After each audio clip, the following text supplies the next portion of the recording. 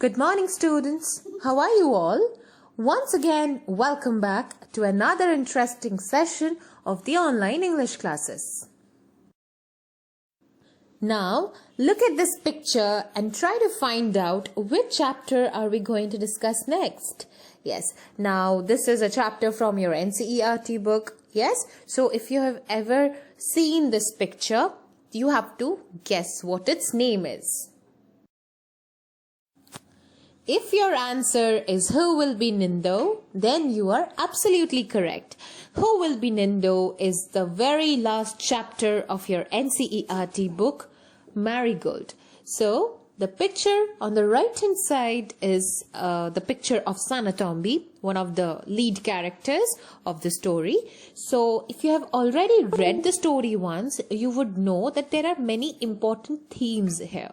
Okay, and one of the most important themes is about the state Manipur. So, today in this video, we are going to learn some interesting facts about the state Manipur. Before we dive into the discussion of the various interesting facts about Manipur, it's very important for you to know where is Manipur in the first place. Yes, now many of you already know it, but if you are not very aware of your Indian map, then let's just see where Manipur is. Now this is the picture of the Indian map. Here you can find out all the states that our country has. Yes, so you must be wondering why is our Indian map, made in two colors? Like why some portion of it, the maximum portion of it is in white and why some portion of it is in green color. That is because the green portion that you can see is the northeast India. Okay, so in the northeastern part of our country, there are 7 states, which are also called the 7 sisters. Okay, so if you look closely, you can find out all the 7 states that are there. And if you notice more carefully, you can see a red circle. In that red circle lies the state of Manipur. Okay, so if you are ever asked to point out where exactly the state of Manipur is, I hope you would remember, and also you should know that Imphal is the capital of this particular state. Now that you know where exactly is Manipur located on our Indian map, let us move on to discuss some very interesting facts about the state Manipur. Manipur is also called the jewel of India. Now, I hope you already know what jewel is. Jewelries or ornaments are also called jewels. But you must be wondering, why is a place called a jewel? Yes, let us find out why. A jeweled land or Manipur. Now, you must be thinking, why is Manipur called a jeweled land? What is the relation between the two? You will get the answer if you break down the word. The word money means gemstones. So I hope you already know what gemstones are. The beautifully colored stones are called gemstones, and Pur is a place, okay, or a land. So jewels, monies are jewels, and Pur is a land. Hence, Manipur is also called a jeweled land. Now, why is it called so? Why not anything else? Why only jeweled land? The reason is because it is surrounded by 9 hills with an oval-shaped valley at the center, which makes it look like a natural-made jewel. So it's not a real jewel that we are talking about here. Okay, we are not seeing a giant-sized gemstone or a money. No, it's a natural-looking jewel. It just looks like that. It is not a real jewel. Okay, the valley in the middle of all the 9 hills is oval in shape. Yes, and this is a reason, like if you look at it from the top, if you are in an aeroplane or in a helicopter, and if you look down, it looks like a jewel from the very top. Yes, it is not a real jewel. You have to understand, the oval shaped valley looks like that. This is a reason why Manipur is also called a jeweled land. The language spoken by the people of Manipur or the Manipuri people is Maithalon. Now, there are many different types of pronunciations of this word. Yes, one is Maithalon, another is Maithalon. Sometimes it is also shortened as Meitei.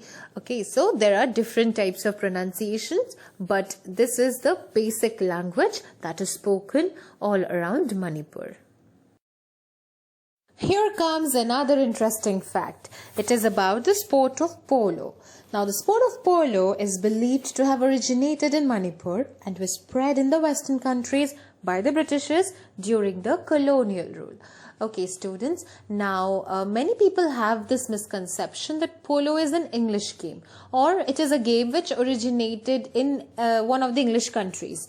But no, that is probably not true, because it is said to have originated in Manipur, in an Indian land. Yes, and how did the Britishers get to know about it? When India was under the colonial rule, before the time of independence, Britishers were here. They got to know about the Indian culture, about various interesting things that India has to offer.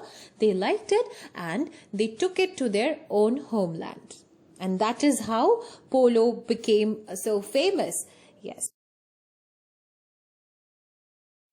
Now let us talk about the bamboo factor.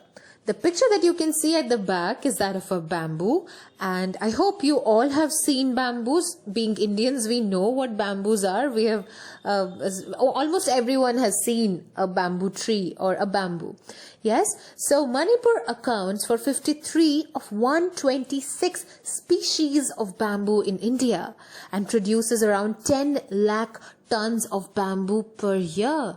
Okay, students, now there are 126 types of bamboo. Okay, and out of these, 53 are found in Manipur itself. Okay, and the rest are found in different parts of India, but most of these species of bamboo are found in Manipur itself, and this state produces 10 lakh tons of bamboo every year. Just try to calculate it, 10 lakh tons. Additionally, bamboo is also used in Manipuri cuisines. Now, cuisines are the food, the different types of food that a place has. Okay, so in many of the Manipuri cuisines, the bamboo is used. And I hope you also remember the chapter bamboo curry that you read in your NCERT book. Yes, there also, that is a Santhal folk tale though, but there also they are making a food or making a dish which has bamboo in it. Here comes the dance form. So basically we call this Manipuri dance. Yes, we don't use a particular name for this. We just call it the Manipuri dance. Whenever we talk about Manipuri dance, this is a kind of picture that comes up in our head. Yes, but it has a name and it is Jagoi. So just have a look at their costumes, such elaborately beautiful costumes they have and they use in their own dance form. Yes, so this is what Jagoi is. Now let us talk about the first rule. Ningthou Pakhangba was the first ruler of Manipur. He created the kingdom of Manipur around 33 AD. Okay, so try to digest the name. The name is quite difficult. We don't get to hear such names. It is Ningthou Pakhangba. I hope this is the correct pronunciation. He is believed to be the first ruler of Manipur, and he is the one who created the kingdom of Manipur.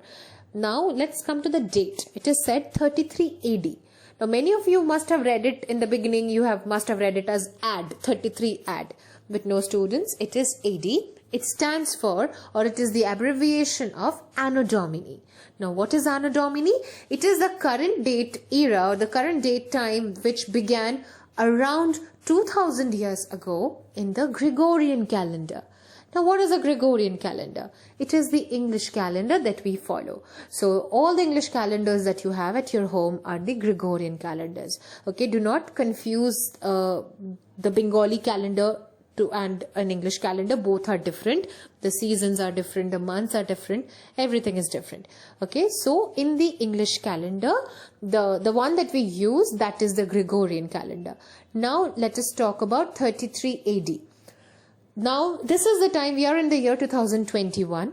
Yes, Now if you go back to the year when it was 33, the 2021 must have started from somewhere. Yes, it all of a sudden it just did not come down to 2021, right? So there was a time when there was 1, then 2, then 3, then 33, then 330, then 1330, then came 2000, and now here we are in 2021. Then just try to imagine how far and how old the land of Manipur is, how distant it is from us, from right now, how far it is from us right now. Now far not in the sense of distance, okay, but in the sense of time. So it was created around 33 AD, so thousands of years ago.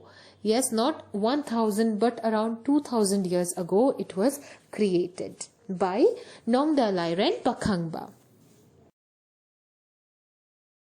Now let us talk about Kaibul Lamjau National Park. It is the only floating national park in the whole world. Now students, in EVS you must have learnt about national parks and wildlife sanctuaries and what exactly happens here. What is the use of having a national park and wildlife sanctuaries? You all are very familiar with it. Okay, so now national parks, we know that we have national parks on land. But this is a different one. The Kaibul Lamjau National Park is a floating national park. Okay, it floats. It has floating islands called Fumidis. Okay, so it's not a land, not a complete stretch of land. There are different islands which are floating. Yes, and these little islands are called Fumidis. Now that you have known quite some interesting facts about the state of Manipur, it's time for us to get back to the discussion of the chapter, Who Will Be Ningtou? Now, in this chapter, while you are learning this chapter, you'll also get to know many Manipuri words. And Ningtou is the very first word. So, a king is called a Ningtou and a queen is called a Lema in Manipur. Yes, so in the picture on the right hand side, you can see these are the people, this is the king and his queen, the ruler and his queen about whom we are going to study in this chapter. So in the Manipuri language, a ruler or a king is called a Ningtou and his queen is called a Lema. Now this is a story from Manipur about what qualities make a good ruler. Now students, you have to do a homework. Now you don't have to write anything, you just have to think. You have to think about what qualities do you think are needed to make a good ruler. Now, you may find it a bit difficult because right now we're in the 21st century where we don't have many rulers, and in our country, it is a democratic country, we don't have any rulers here. Okay, so it will be difficult for you to think like that, but you can, instead of thinking about a ruler, you can think of a leader, because a ruler is a person who rules, but a leader is a person who leads. But most of the qualities that they have are common. Okay, so think about the good qualities that would make a good leader. Alright students, with this we come to the end of our discussion of the very first part of Who Will Be Ningtou. This was just an introductory session. The actual discussion of the chapter will start in the upcoming video. Until then, stay safe and goodbye.